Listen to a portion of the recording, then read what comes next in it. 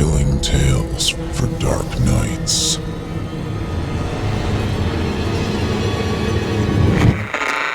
Want to make sure you never miss a Chilling Tales for Dark Nights video again?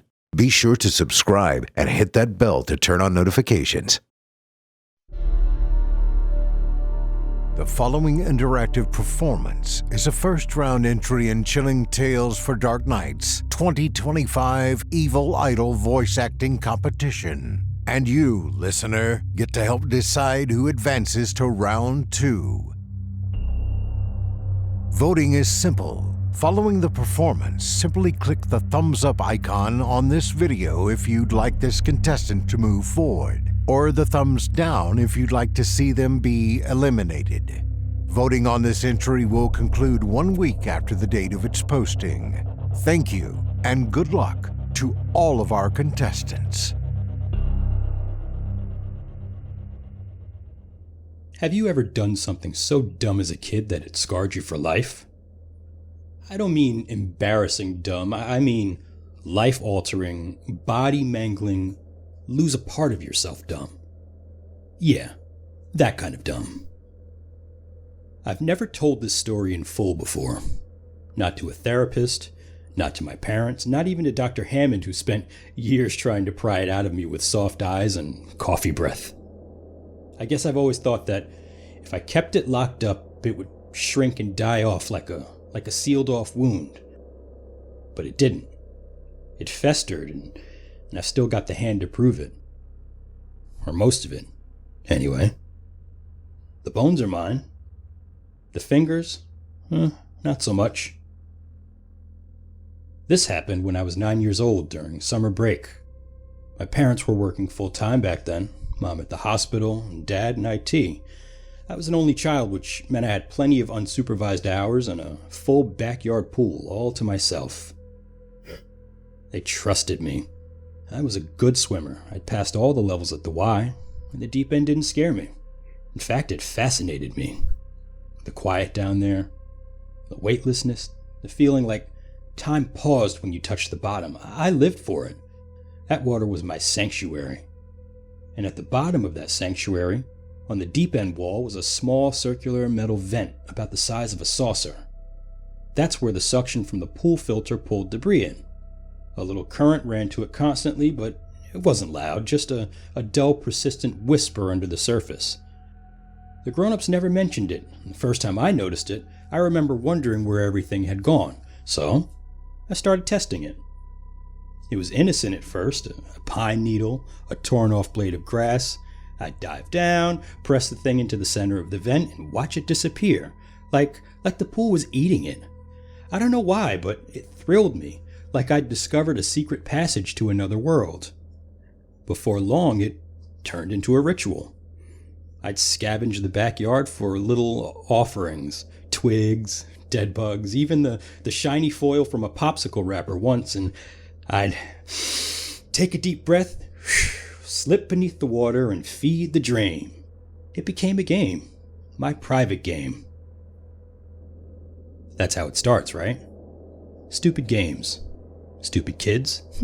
Nobody ever tells you how fast something can go from harmless to irreversible. One moment you're playing pretend, the next, the air's run out, and you realize the world doesn't care how young or clever or sorry you are. You're just stuck. But I'm getting ahead of myself. So, this game, this drain-feeding obsession, I got good at it. I held my breath for longer and longer, and my lungs got stronger, my dives smoother. I liked the pressure in my ears, and I enjoyed how the noise of the world cut out when I went under. It was just me, the shimmering blue and the gentle vacuum of the drain waiting for its next gift. I never really thought about what was happening to the stuff I pushed in.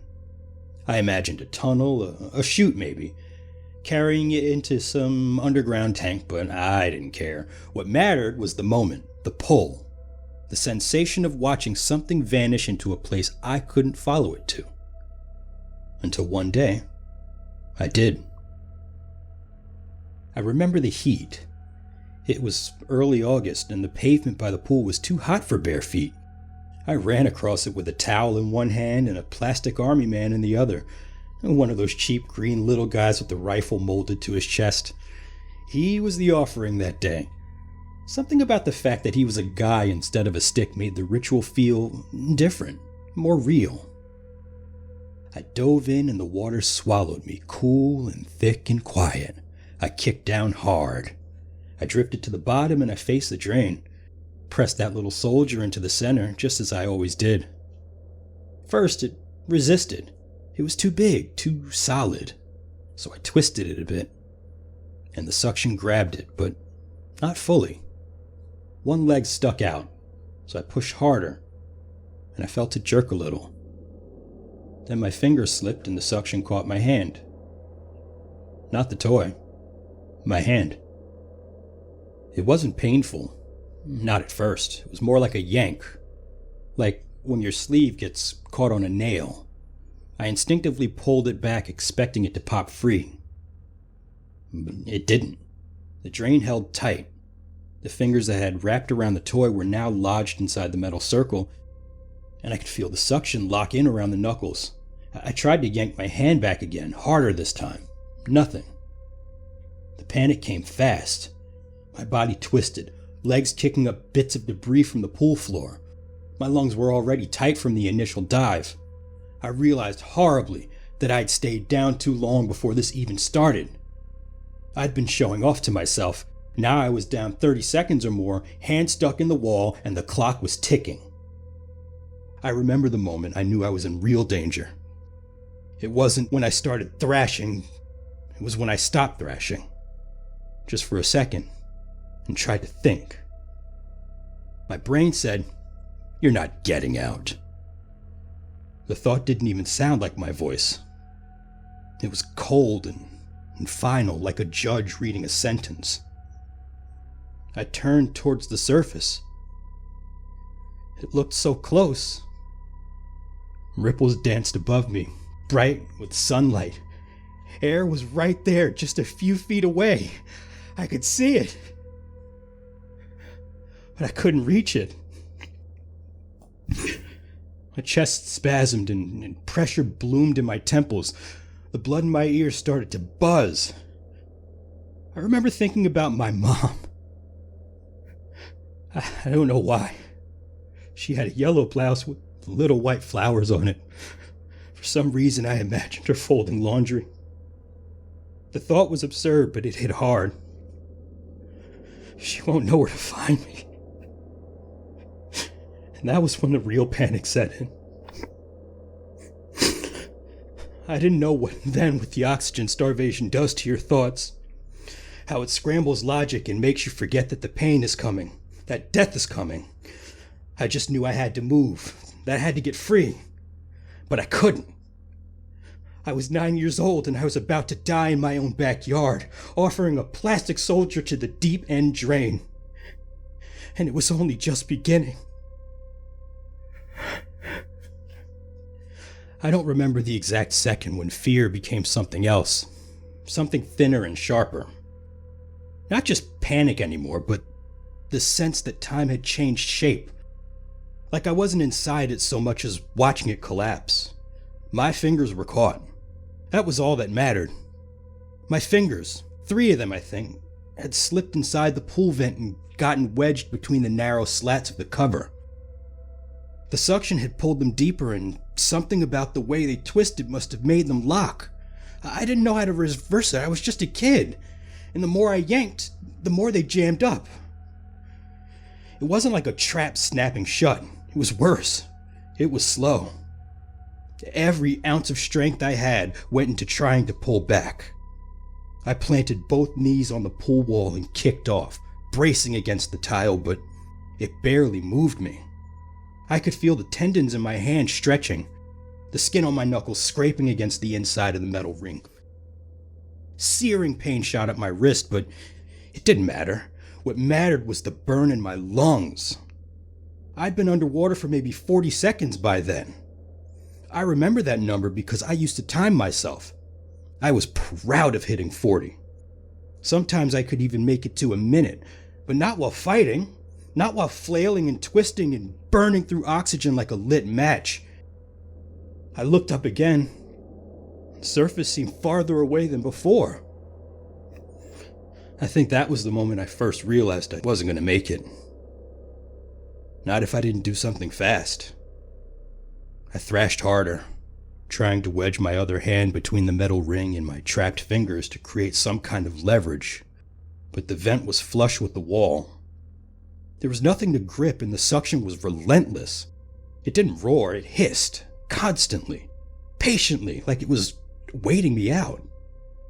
I kicked off the bottom again, screaming into the water this time, bubbles exploding from my mouth. It was pure reflex, like my body trying to spit out its panic. And that's when I knew I was in real trouble. I'd wasted most of the air I had left. Everything after that came in fragments, like frames from a film left too long in the sun. Memories flickered. The blood pounding in my ears so loud that it replaced the pool's silence. The way the sun wavered above me, shimmering like heat off asphalt. The sting in my nose as the first tiny mouthful of pool water slipped in. My lungs convulsing, trying to breathe. No air came. My chest pulled against itself. I coughed underwater, which meant I'd inhaled. It was only a little at first, but just enough to burn. The chlorine hit the back of my throat like fire and my body jerked, reflexes just taking over. It was then that I started slamming my head against the pool wall. I don't even remember choosing to do it. My vision had narrowed to a gray tunnel. I think I was just trying to knock myself out, or maybe just shock myself loose. Either way, it didn't work. But the pain awakened something within me. I remember opening my eyes and no longer seeing the drain, just my own reflection in the brushed steel. My face was bloated, cheeks puffed with trapped breath, eyes huge. My lips were trembling like they didn't know what to do. And in the warped, glassy surface, I thought I saw something blink. Not in the drain, in me. There's a moment right before you black out from the oxygen deprivation where your body gives you one final jolt of clarity. Not energy or strength, but a sudden crystalline understanding that you're about to die and no one's coming. I had that moment. And then something in me cracked. I started wrenching my fingers, twisting them, one at a time. I heard something snap. Could have been the plastic army man, or it could have been my middle finger. I honestly don't know, but it didn't help. The vent wouldn't let go. My vision went white around the edges. My thoughts felt sluggish, as if they were dragging through molasses. I stopped kicking. My legs floated upward, limp. My body was rising just enough so that my shoulder sockets began to strain. And then the darkness folded in. I remember what it felt like. Losing consciousness underwater. People think it's this peaceful drift, like going to sleep. It's not. It's violence internalized. Your brain doesn't go quietly. It screams. Even when the rest of you gives up, that one little animal voice keeps howling, no, no, no, no, no, no, no, until the lights finally go out. And that's exactly what happened. The lights went out. For maybe 5 seconds, maybe 15, I don't know.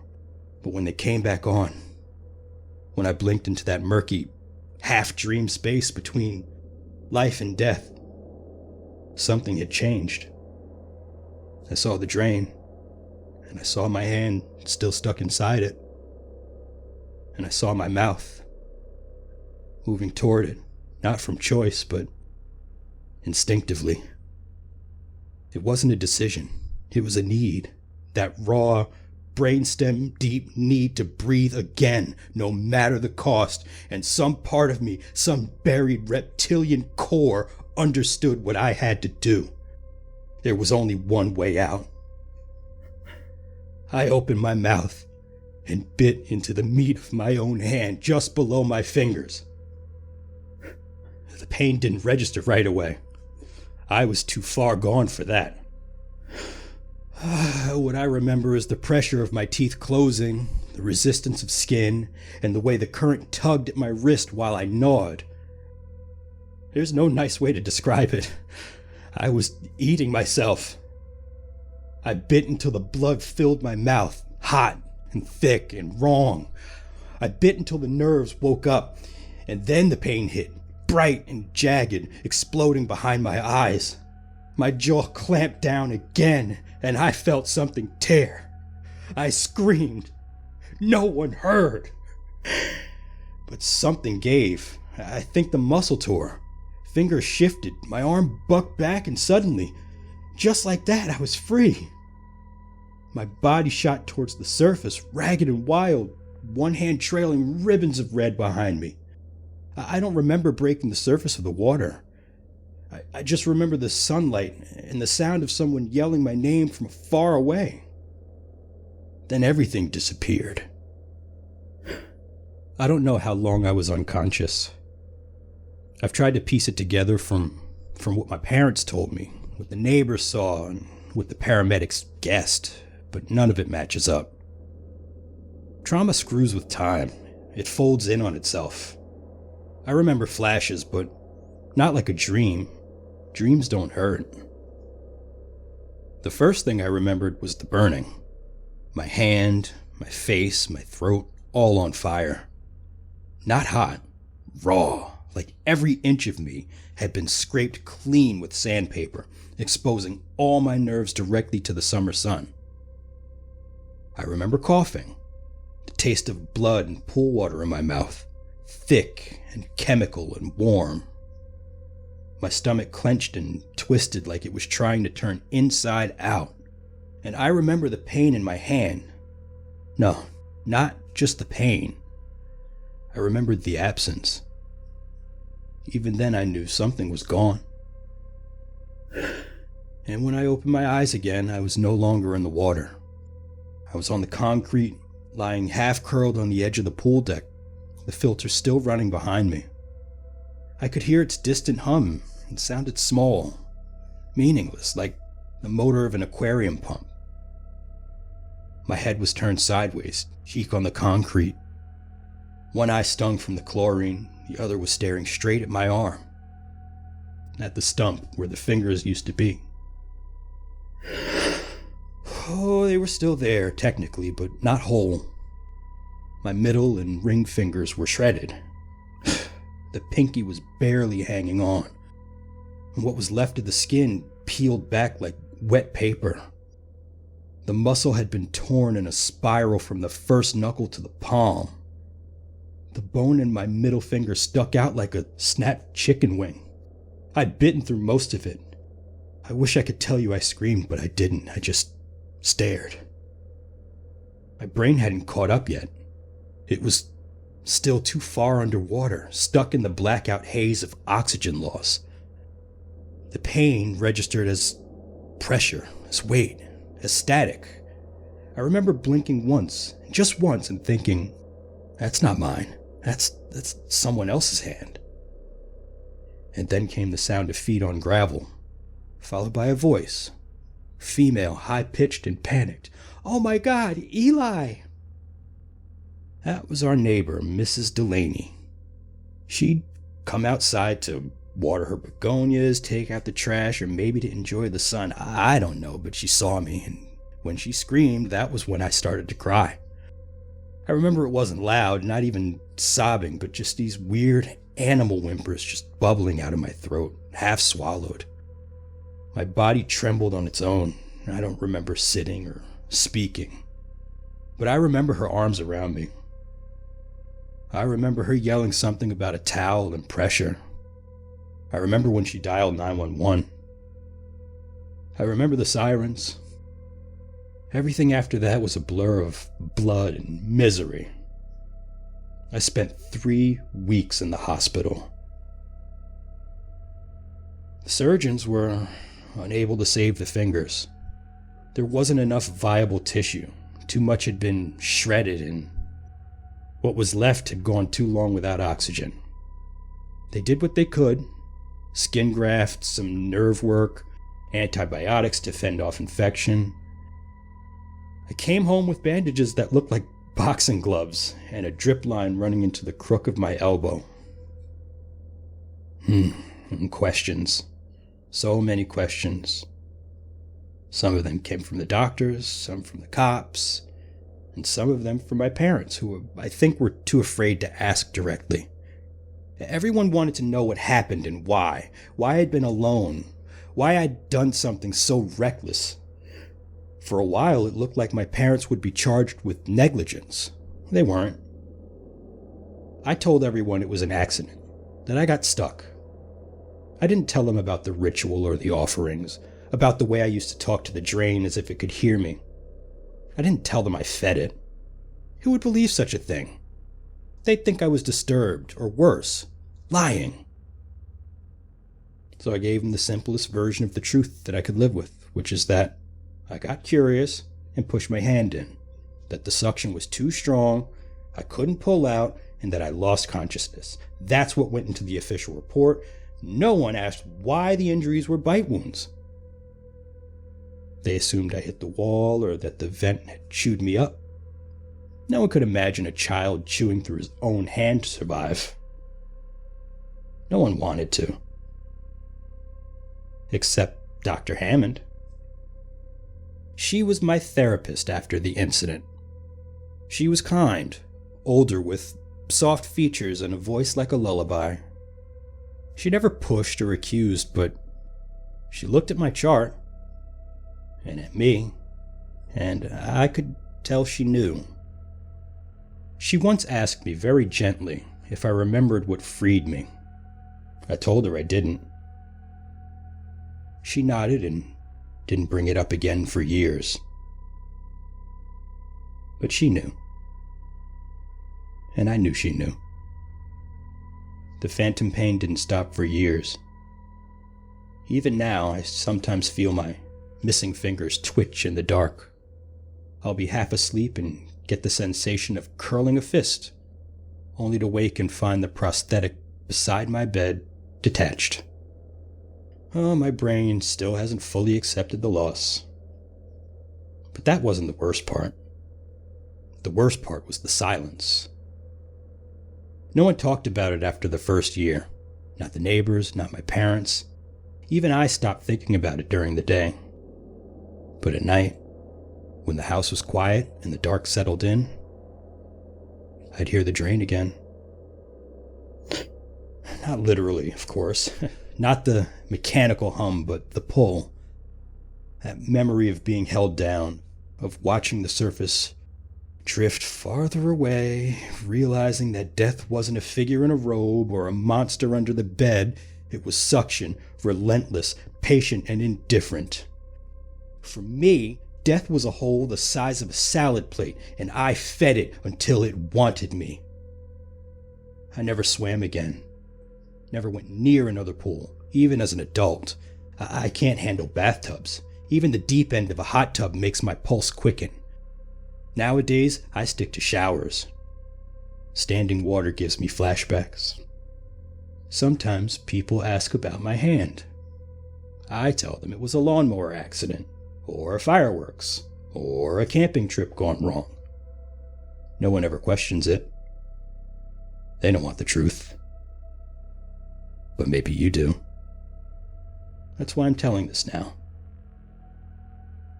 Because somewhere out there, some kid is poking around a drain, or a chute, or a pipe, thinking it's harmless and that they're in control.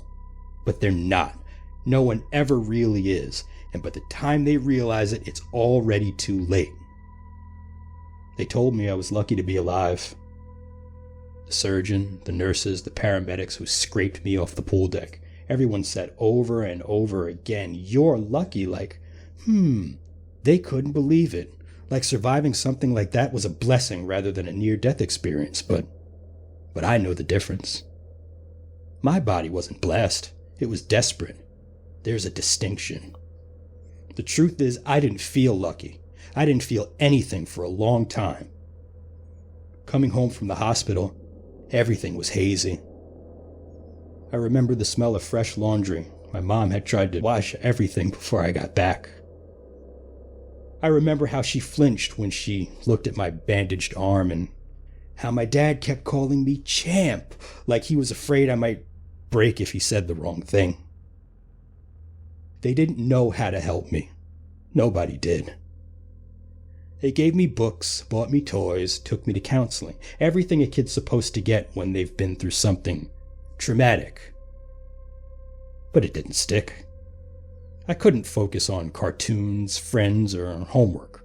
For far too long, every time I closed my eyes, I was back in the deep end, stuck, spinning, drowning, my lungs ballooning and collapsing in my chest like rotted bellows.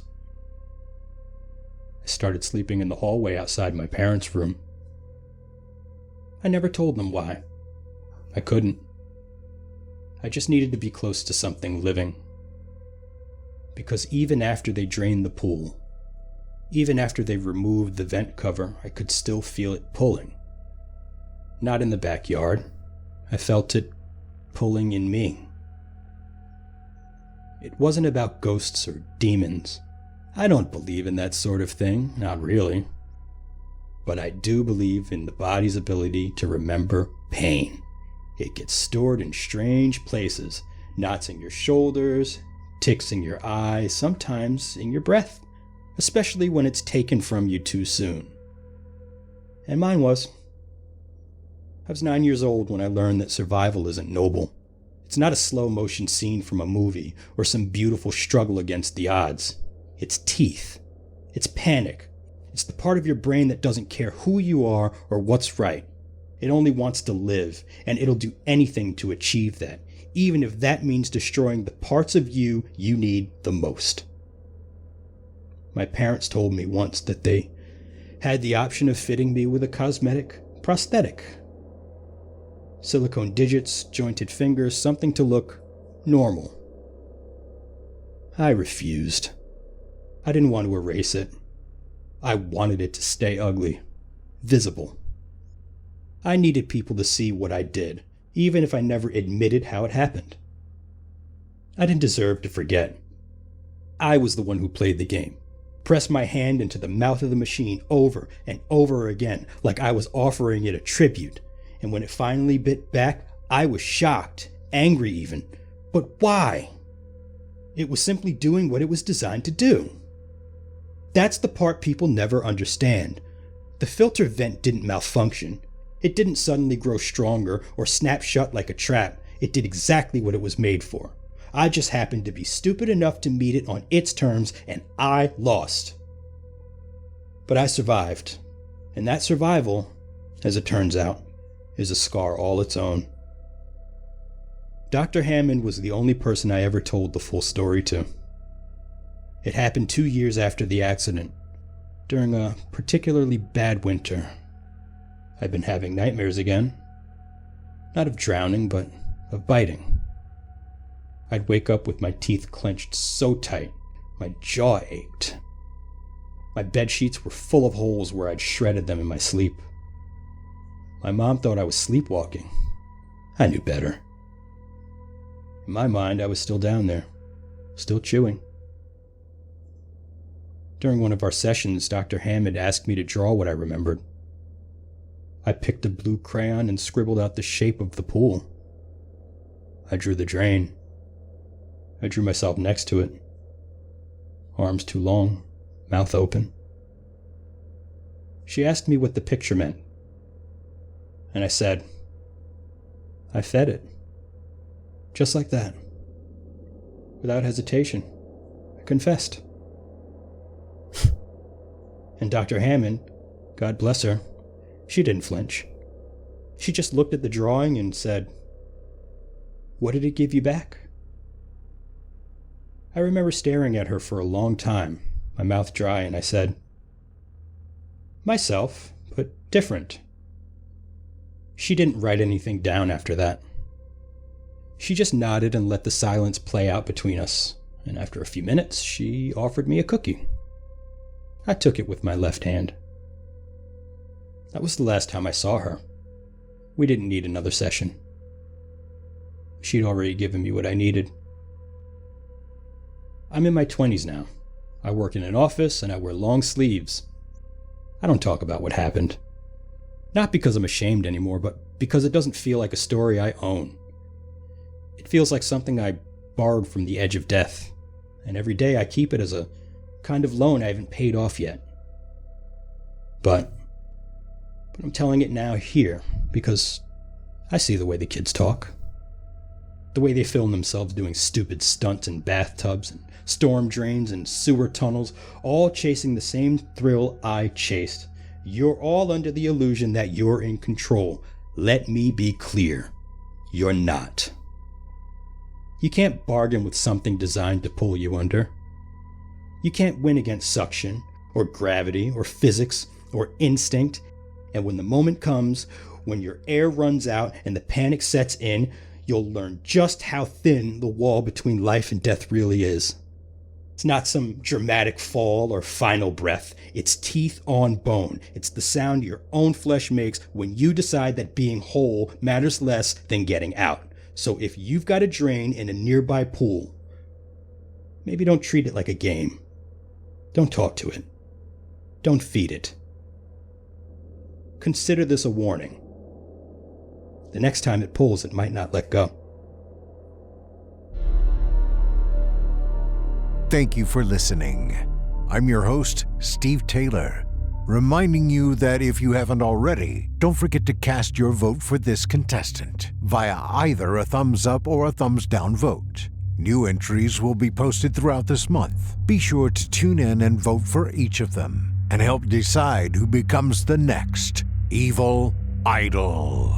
Until next time, turn off the lights and turn on the dark.